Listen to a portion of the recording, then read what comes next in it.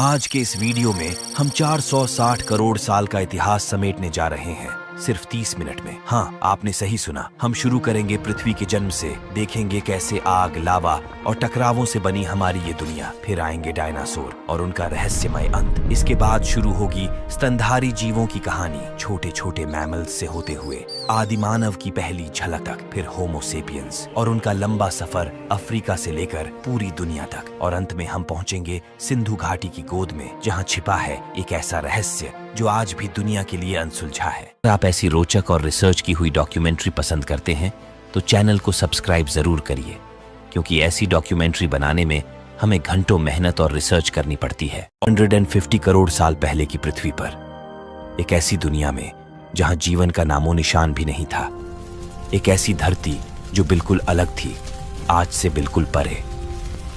तब पृथ्वी एक उबलते हुए आग के गोले जैसी थी। हर तरफ ज्वालामुखियों के विस्फोट होते रहते थे, लावा की नदियां बहती थीं और आकाश धुएं और राख से घिरा रहता था। बारिश नहीं होती थी, न समुद्र थे, न पेड़, न जानवर, सिर्फ आग, धुआं और तूफान। धीरे धीरे लाखों वर्षों तक बारिश ने इस उबलती धरती को ठंडा करना शुरू किया। बारिशें इतनी लंबी चलीं कि विशाल महासागर बन गए, लेकिन तब भी वायुमंडल सांस लेने लायक नहीं था। हवा में भरपूर कार्बन डाइऑक्साइड, मीथेन और जहरीली गैसें थीं। ऑक्सीजन ना के बराबर थी। इन्हीं महासागरों में एक चमत्कार हुआ, जीवन के बीज ने जन्म लिया। छोटे छोटे जीव, माइक्रो ऑर्गेनिजम्स पानी में तैरने लगे। दोस्तों, आप जानते हैं कि ऐसे गहरे रिसर्च और डॉक्यूमेंट्री तैयार करने में हमारी टीम दिन रात मेहनत करती है। अगर आपको हमारा काम सार्थक और मूल्यवान में से कुछ, जैसे साइनोबैक्टीरिया, धीरे धीरे वातावरण में ऑक्सीजन छोड़ने लगे, यही वो बदलाव था जिसने पृथ्वी का चेहरा बदल दिया। ऑक्सीजन बढ़ने लगी, जीवन जटिल होने लगा, पेड़ पौधे उगने लगे, विशाल जंगल बने और वातावरण रहने लायक बना। और फिर लाखों वर्षों के बाद एक ऐसा समय आया जब पृथ्वी तैयार थी उन महाकाय जीवों के स्वागत के लिए जिन्हें आज हम डायनासोर के नाम से जानते हैं। करीब 23 करोड़ साल पहले ट्रायसिक काल में धरती पर पहले डायनासोर प्रकट हुए। ये शुरुआत में बहुत छोटे थे, कुछ लोमड़ी जितने छोटे। ये तेजी से दौड़ सकते थे और शिकार भी कर सकते थे। धीरे धीरे लाखों सालों में प्रकृति ने इन्हें आकार, शक्ति और विविधता में ढालना शुरू किया। कुछ डायनासोर घास खाने वाले बने जो विशालकाय शरीर लेकर चलते थे, तो कुछ शिकारी बने, तेज पंजे और धारदार दांतों के साथ। जैसे जैसे समय बीतता गया, डायनासोरों की दुनिया फैलती चली गई। जंगलों से लेकर मैदानों तक, झीलों से लेकर पहाड़ों तक, हर जगह इनका राज फैलने लगा। इन्हें भोजन चाहिए था, जगह चाहिए थी और शक्ति चाहिए थी, और प्रकृति ने उन्हें वह सब दिया जो उन्हें शासक बनने के लिए चाहिए था। दोस्तों, अब आता है कहानी में बहुत बड़ा ट्विस्ट। धीरे धीरे डायनासोर पृथ्वी के सबसे शक्तिशाली जीव बन गए, जैसे आज के समय में इंसानों का वर्चस्व है। लेकिन यह तो अभी बस शुरुआत थी, क्योंकि आगे आने वाले युगों में इन जीवों का आकार, ताकत और रहस्यमयता और भी बढ़ने वाली थी। धरती पर जीवन तेजी से बदल रहा था। छोटे छोटे डायनासोर अब विशालकाय आकार लेने लगे थे। पेड़ पौधे भी जंगलों में ऊंचाई छू रहे थे, और डायनासोर वे धरती पर चलते हुए बादलों को छूने लगे थे। यह था विशालता का युग। जुरासिक काल में कुछ डायनासोरों ने अपने आकार से इतिहास रच दिया। इनमें सबसे प्रसिद्ध नामों में से एक था ब्रैकियोसॉरस। करीब 85 फीट लंबा और 40 टन से ज्यादा भारी, यह जीव एक चलते फिरते महल जैसा था। लेकिन रुकिए, जब हमें लगा कि ब्रैकियोसॉरस सबसे विशाल है, तभी धरती पर आया टाइटेनोसॉरस। इतना विशाल कि अगर वह एक मैदान पर लेट जाए तो पूरा फुटबॉल का मैदान उसके नीचे दब जाए। इन विशालकाय जीवों की गर्दनें इतनी लंबी थीं कि वे सीधे ऊंचे पेड़ों की सबसे ऊंची शाखाओं से खाना खा सकते थे, जैसे आज की दुनिया में कोई गगनचुंबी इमारत से फल तोड़ रहा हो। इनका विशाल आकार कोई इत्तेफाक नहीं था, यह था सुरक्षा की एक रणनीति। शिकारियों से बचने के लिए, भोजन के लिए, ऊंचे पेड़ों तक पहुंचने के लिए और धरती पर अपनी बादशाहत कायम रखने के लिए। कल्पना कीजिए, एक शांत जंगल जहां दूर से टाइटेनोसॉर के कदमों की गूंज सुनाई देती थी, जैसे धरती खुद सांस ले रही हो। उनकी एक चाल से पेड़ हिल जाते थे, और धरती पर धूल के बादल उठ जाते थे। यह युग था पृथ्वी के सबसे शक्तिशाली और सबसे विशाल जीवों का स्वर्णिम काल। लेकिन हर स्वर्णिम युग की तरह इस युग का भी अंत होना तय था। करीब 6.6 करोड़ साल पहले यूनिवर्स के सन्नाटे को चीरता हुआ एक महाविनाशक अतिथि धरती की ओर बढ़ रहा था। एक विशाल एस्टेरॉयड। वो उल्कापिंड आकार में लगभग 10 से 15 किलोमीटर चौड़ा था, लेकिन उसकी रफ्तार लगभग 70,000 किलोमीटर प्रति घंटा। इतनी तेज कि अगर आप आसमान में उसे आते हुए देखते तो कुछ ही सेकंड में सब कुछ खत्म हो जाता। और फिर एक तेज चमक, एक भीषण धमाका। मेक्सिको के युकाटन प्रायद्वीप में वह पृथ्वी से टकराया। टकराते ही एक झटके में हजारों किलोमीटर तक की हर चीज जलकर राख हो गई। धरती कांपने लगी। सुनामी की लहरें हजारों फीट ऊंची उठीं। जंगल, पहाड़, नदियां सब बेकाबू हो गए। जिन इलाकों में डायनासोर चहलकदमी करते थे, जहां नन्हे शावक अपने झुंडों के बीच खेलते थे, वो सारी दुनिया आग की लपटों में घिर गई। लाखों डायनासोर जो इस धरती के राजा थे, वो असहाय बनकर जलती धरती पर तड़पते रहे। कुछ डायनासोर एक पल में ही नष्ट हो गए, कुछ दूर के इलाकों में जिंदा बचे, लेकिन जल्द ही उन्हें भी भूख, अंधकार और ठंड ने घेर लिया। लपेड़ों से पत्तियां झड़ने लगीं, फूल मुरझा गए और वातावरण में महीनों तक धुआं और राख छाई रही। धूप धरती तक पहुंचनी बंद हो गई। धरती पर ऐसा सन्नाटा पसरा जैसे जीवन ने खुद को समेट लिया हो। ये था क्रिटेशियस पैलियोगीन विलुप्ति, इतिहास का सबसे भयानक मास एक्सटिंक्शन। कई वैज्ञानिक मानते हैं कि उस दिन पृथ्वी ने जीवन का सबसे दर्दनाक अध्याय लिखा था। वो डायनासोर जो लाखों वर्षों तक धरती पर राज करते रहे, आखिरकार ब्रह्मांड से आए एक छोटे से पत्थर के आगे हार गए। तो दोस्तों, डायनासोर का यह महाकाव्य अंत यही नहीं रुकता, क्योंकि अब इस कहानी में आता है एक बड़ा सा ट्विस्ट। लेकिन जब अंधेरा छटा, तब धरती फिर से सांस लेने लगी। अब दुनिया एकदम अलग थी, ठंडी, शांत और विशाल शिकारी जीवों के बिना। अब मंच खाली था और यहीं से शुरू हुआ स्तनधारियों का युग, एज ऑफ मैमल्स।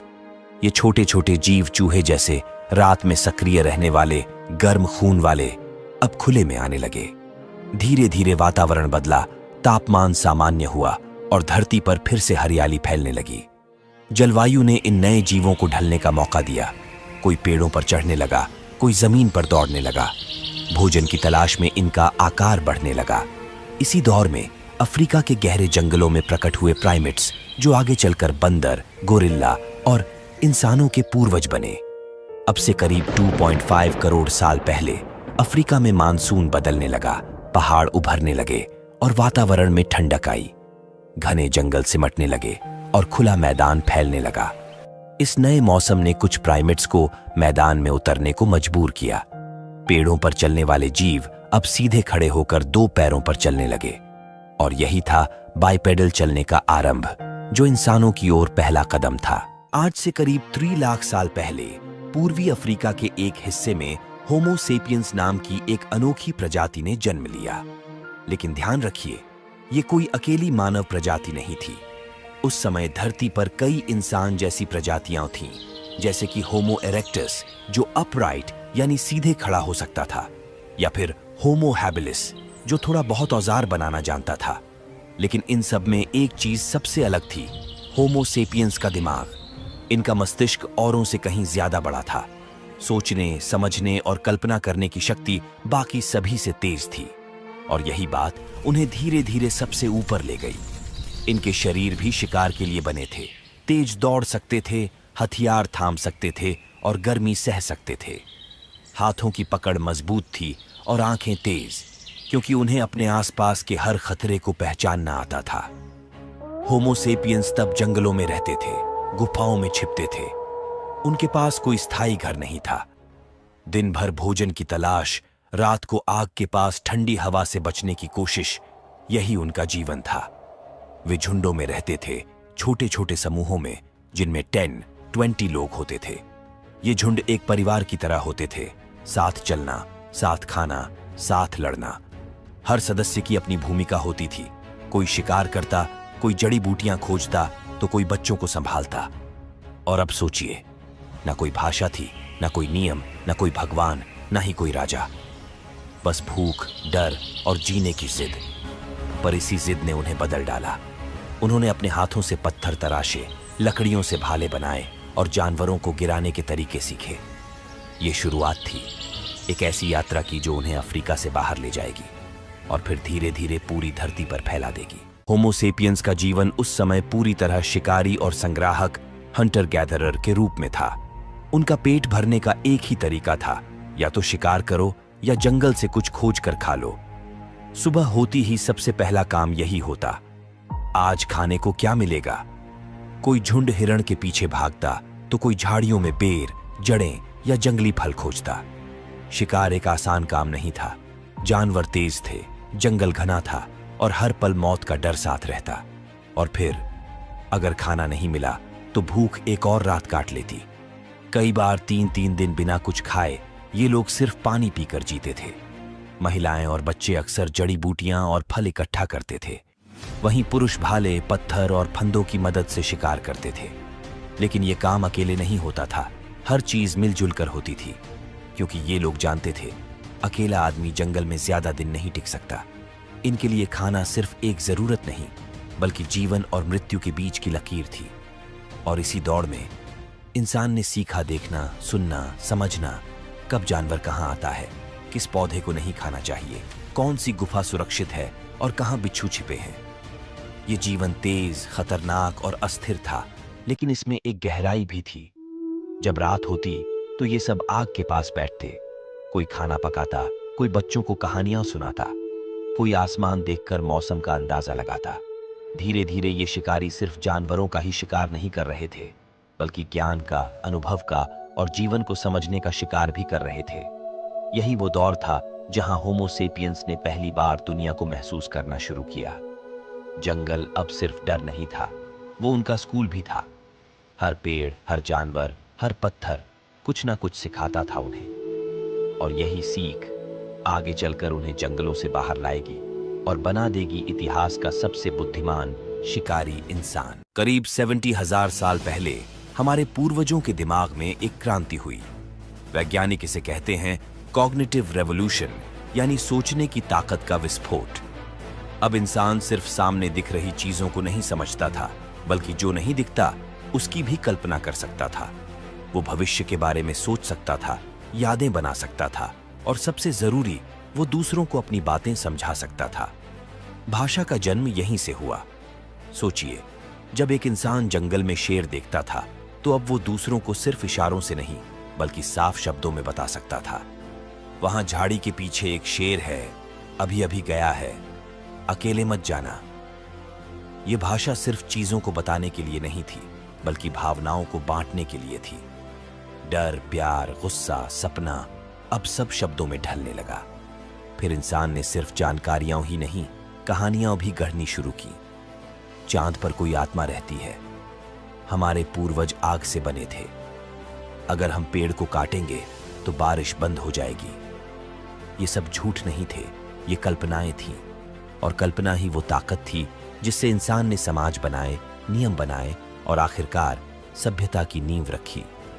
दूसरे जानवर कभी 50-60 से ज्यादा का झुंड नहीं बना सके, क्योंकि आपस में भरोसा नहीं था। पर होमो सेपियंस ने हजारों लोगों को एक कहानी से जोड़ दिया।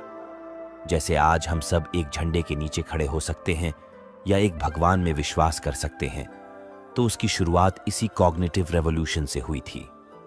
इस दौर में पहली बार कला और प्रतीक भी सामने आए। गुफाओं की दीवारों पर चित्र बनने लगे, जानवरों के, शिकार के, रहस्यमय आकृतियों के। शायद ये धार्मिक विश्वास थे, शायद डर या सपनों की झलक, पर यह एक साफ संकेत था। अब इंसान सिर्फ जीवित नहीं रह रहा था, वो सोच रहा था, समझ रहा था, यादें बना रहा था। और जब इंसान ने भाषा के जरिए दूसरे इंसानों को साथ लाना सीख लिया, तब इतिहास का पहिया तेजी से घूमना शुरू हो गया। ये बदलाव छोटा नहीं था भाई। यहीं से इंसान ने जानवरों की दुनिया को पीछे छोड़ दिया और एक ऐसे सफर पर निकल पड़ा जहां वो राजा बनेगा, भगवान बनाएगा और यहां तक कि पृथ्वी का भाग्य तय करेगा। जब इंसान ने जमीन पर कदम रखा, वो धरती नहीं, उसका भविष्य था। करीब 60,000 साल पहले होमो सेपियंस ने पूर्वी अफ्रीका को छोड़ना शुरू किया। क्यों? शायद मौसम बदल रहा था, शायद शिकार कम पड़ रहे थे, या शायद इंसान के अंदर एक सवाल जाग गया था, और क्या है इस दुनिया में? वो पहले मध्य पूर्व पहुंचे, फिर धीरे धीरे एशिया, यूरोप और ऑस्ट्रेलिया तक। लेकिन भाई, ये सफर कोई खाली मैदान नहीं था। हर जगह पहले से दूसरी मानव प्रजातियां मौजूद थीं, जैसे निएंडरथॉल्स जो यूरोप में रहते थे और डेनिसोवान्स जो एशिया में पाए जाते थे। दोस्तों, इसकी चर्चा हम वीडियो के आगे पाठ में करते हैं, लेकिन एक बात साफ थी, होमोसेपियंस सिर्फ ताकतवर नहीं थे, वो संगठित थे, चालाक थे और सोचने में तेज थे। उन्होंने साथ मिलकर योजनाएं बनाई, उन्होंने नए इलाकों में आग जलाई और उन्होंने वो जगहें बसाईं जहां पहले कोई टिक नहीं सका था। जैसे जैसे ये लोग फैले, उन्होंने नदियां पार की, पहाड़ लांघे और रेगिस्तान पार किए। 50,000 साल पहले ऑस्ट्रेलिया, 40,000 साल पहले यूरोप और 15,000 साल पहले अमेरिका तक पहुंच गए थे। एक मामूली सा जीव जो कभी अफ्रीका के जंगलों में छिपकर रहता था, अब पूरी धरती का मालिक बन चुका था। और भाई, यही वो दौर था जहां होमोसेपियंस ने सिर्फ जीना नहीं, बल्कि जगहें बसाना, संस्कृति बनाना और यात्राएं शुरू करना सीख लिया। लेकिन इस जीत की एक भारी कीमत भी थी। जैसे जैसे इंसान फैला, मेमत, विशाल पक्षी और सैकड़ों जानवर विलुप्त होते चले गए। हर जगह इंसान गया, वहां कुछ न कुछ खत्म हुआ। क्या यह विकास था या विनाश?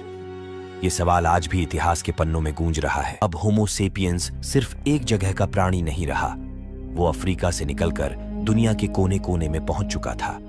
लेकिन सवाल ये था, क्या वो अलग अलग जगहों की खतरनाक परिस्थितियों को झेल पाएगा? और जवाब था हां, और ऐसा किसी भी जीव ने पहले नहीं किया था। जब इंसान यूरोप पहुंचा तो वहां उसकी मुलाकात हुई बर्फीली हवाओं से, -20 डिग्री सेल्सियस की ठंड से और महीनों की लंबी रातों से। जहां एक और जानवर सर्दियों में मर जाते थे, वहीं इंसान ने जानवरों की खाल पहननी शुरू की, फर के कपड़े बनाए, आग को पास रखा और गुफाओं में खुद को ढाल लिया। उसने सीखा कि सिर्फ ताकत से नहीं, बल्कि समझदारी और लचीलापन से ही जिंदा रहा जा सकता है। जब वो रेगिस्तान में पहुंचा, जहां न पानी था, न पेड़, न छांव, तो उसने छाया बनाना सीखा, कुएं खोदना सीखा और दिन में सोकर रात को चलना सीखा। हर इलाके ने उसे चुनौती दी और हर बार उसने खुद को बदला। अगर हम और जानवरों को देखें तो कोई जानवर ऐसी विविध जगहों में नहीं रह सकता, मगर होमोसेपियंस ने जंगल से लेकर ज्वालामुखी के पास तक, हिमालय से लेकर अमेजन तक हर जगह अपनी छाप छोड़ी। और सबसे दिलचस्प बात यह है भाई, ये सब उसने बिना किसी मशीन, बिना बिजली, बिना जीपीएस, बिना नक्शे और बिना दवाओं के किया। ये थी इंसान की सबसे बड़ी ताकत, सहनशीलता और अनुकूलन। वो मौसम झेल सकता था, भूख सह सकता था, गर्मी और सर्दी के बीच खुद को ढाल सकता था। उसने भोजन बदल लिया, रहन सहन बदल लिया और कभी नहीं कहा मैं नहीं कर सकता।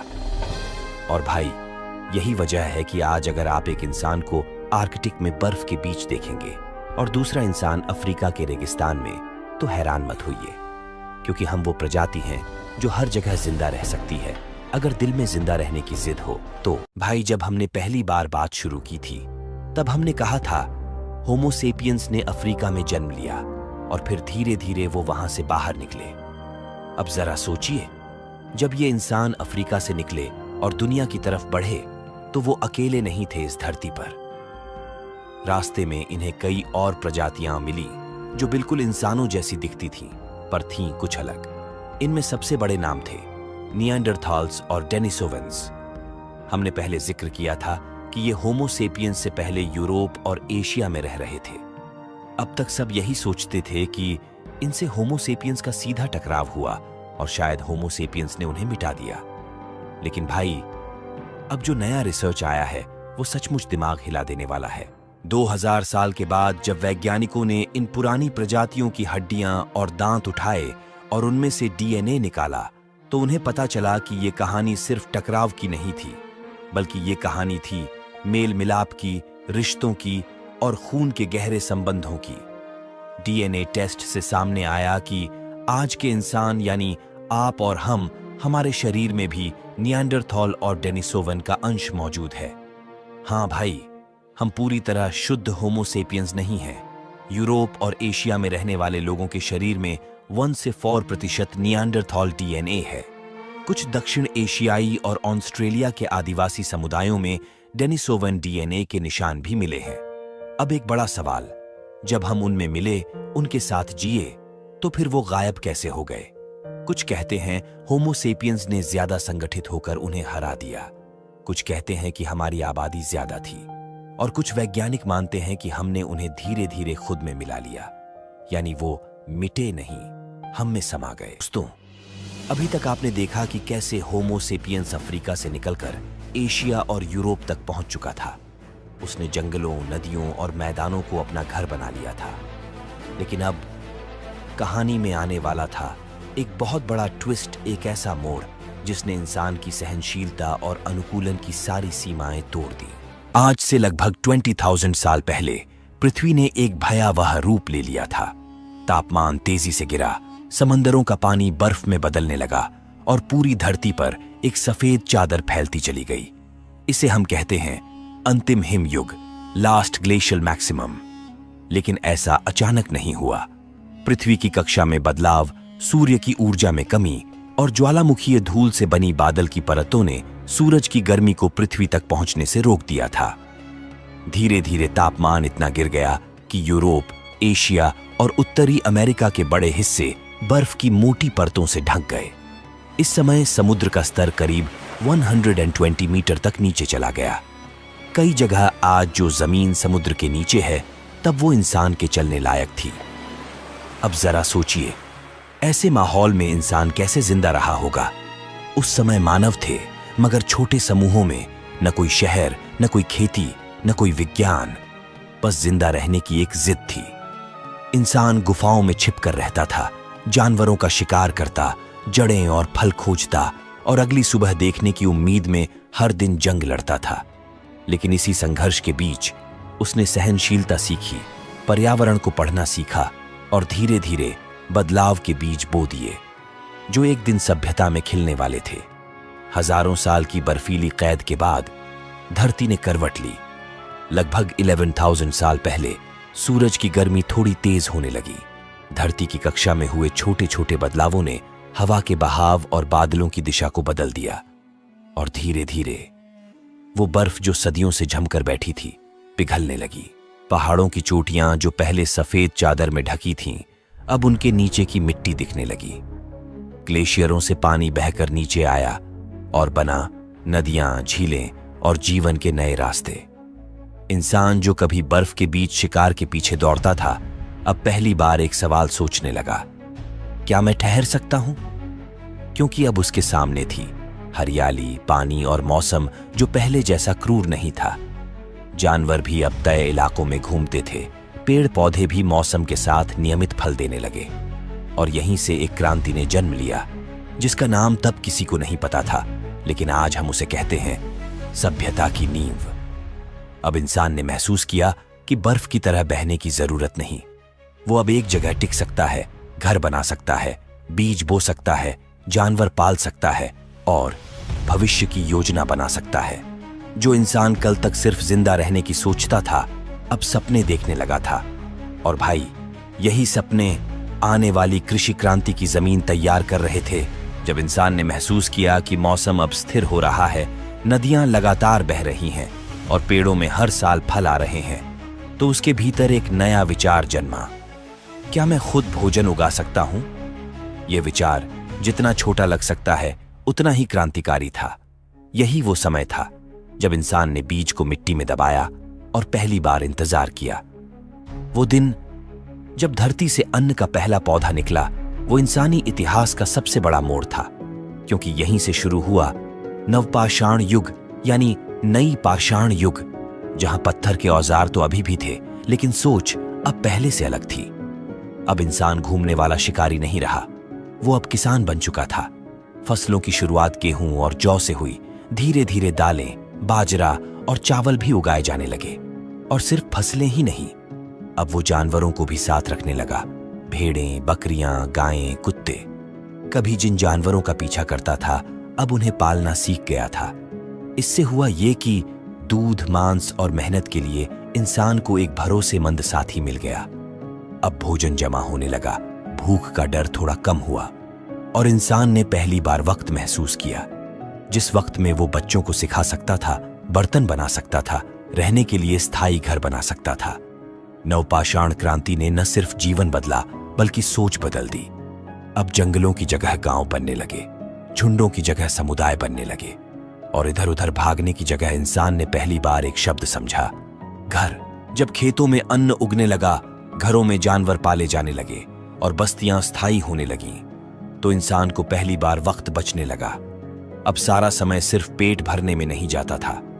कुछ लोग खेती करते, कुछ लोग शिकार लाते, लेकिन कुछ लोग सोचने लगे कुछ नया बनाने के बारे में। यहीं से शुरू हुआ कारीगरी का युग। किसी ने मिट्टी को गीला करके उसमें बर्तन बनाए, किसी ने लकड़ी को तराश कर हथियार, तो किसी ने पत्थरों को चमका कर गहनों में बदल दिया। लेकिन तभी एक दिन किसी आग में एक चट्टान पिघली और उसमें से एक नई चीज निकली, तांबा। ये धातु नरम थी, आकार दी जा सकती थी और सबसे खास पत्थर से मजबूत थी। इंसान ने पहली बार धातु से औजार बनाए, तांबे की कुल्हाड़ी, भाला, चाकू, और धीरे धीरे पत्थर का युग पीछे छूटने लगा। इसी समय इंसान ने कपड़े बुनना भी सीखा, सूती धागों से, हाथ से। उसने अपनी संस्कृति को पहनावे में भी ढालना शुरू कर दिया। अब बस्तियां सिर्फ झोंपड़ियां नहीं रहीं, वो बनी सभ्यताओं के बीच।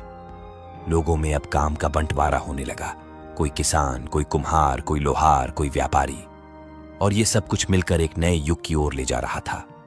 एक ऐसा युग जहां नदी किनारे सिर्फ खेत नहीं, सभ्यताएं उगने वाली थीं। जैसे जैसे इंसान तांबे और खेती के युग में आगे बढ़ा, उसे एक और गहरा अनुभव हुआ कि पानी ही जीवन है। वो जान चुका था कि जहां नदियां हैं, वहीं जमीन उपजाऊ है, वहीं फसलें लहलहाएंगी और वहीं जीवन बसाया जा सकता है। इसी सोच के साथ मानव ने अपनी पहली महान बस्तियां बसाईं और यहीं से जन्म हुआ प्राचीन नदी घाटी सभ्यताओं का। पहला, मेसोपोटामिया, दो नदियों के बीच की जमीन आज के इराक में टिग्रिस और यूफ्रेटिस नदियों के बीच एक भूमि फैली थी, जिसे यूनानी लोगों ने कहा मेसोप्लसपोटेमिया, यानी दो नदियों के बीच की धरती। यहीं पर सबसे पहली नगर सभ्यताएं उभरी, ऊर, उरुक और बाबिलोन। यहाँ के लोग गारे की ईंटों से घर बनाते थे, ऊंचे मंदिर बनाते थे जिन्हें कहते थे जिगुरैट। यहाँ पहला लेखन विकसित हुआ, कीलाक्षर लिपि, क्यूनिफॉर्म, जिससे उन्होंने व्यापार के रिकॉर्ड, देवी देवताओं की कथाएं, यहां तक कि कानून भी लिखे।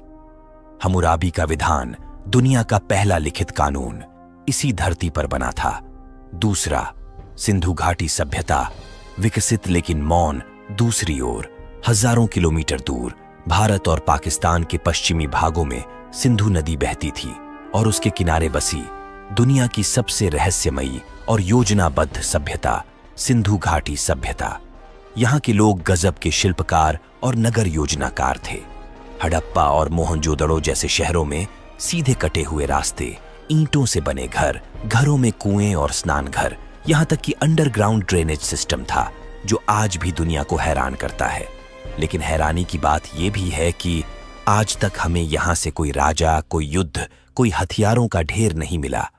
लगता है ये एक शांतिपूर्ण व्यापार और शिल्प की दुनिया थी, जो अपने समय से कहीं ज्यादा आगे थी। अब धीरे धीरे ये सभ्यताएं आपस में व्यापार करने लगीं। सिंधु की मोहरें मेसोपोटामिया तक पहुंची और इंसान ने जाना कि दूर दूर तक यात्रा कर वो अपने विचार, वस्तुएं और संस्कृतियां फैला सकता है।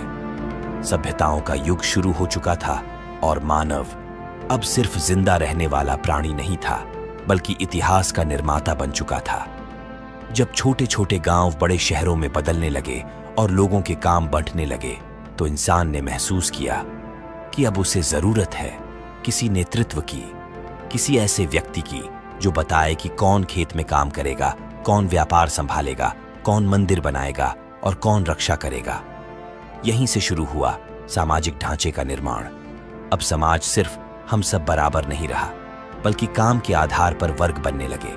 किसान जो अन्न उगाते थे, शिल्पकार जो औजार और बर्तन बनाते थे, व्यापारी जो दूर दराज तक वस्तुएं पहुंचाते थे, सैनिक जो सुरक्षा देते थे, और सबसे ऊपर राजा और पुरोहित जो नियम बनाते और ईश्वर से संवाद का दावा करते।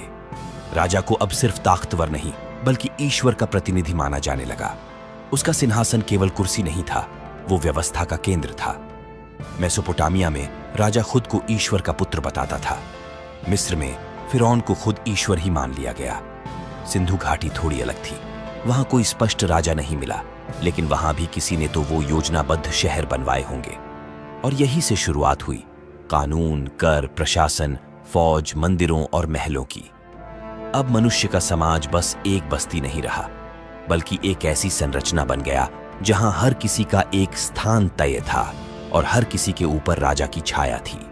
लेकिन याद रखिए, राजा केवल तलवार से नहीं बल्कि कहानियों और आस्थाओं से राज्य करता था, क्योंकि जब इंसान ने ईश्वर की कल्पना की तो उसी के नाम पर सत्ता को स्वीकार भी किया। तो आज की वीडियो यहीं समाप्त होती है। अगर आप इस हिस्से तक पहुंचे हैं तो कमेंट में अपना नाम जरूर लिखें। जानकर अच्छा लगेगा कि हमारे साथ कौन कौन जुड़े रहे। साथ ही अगली वीडियो किस विषय पर होनी चाहिए ये भी कमेंट में बताना न भूलें।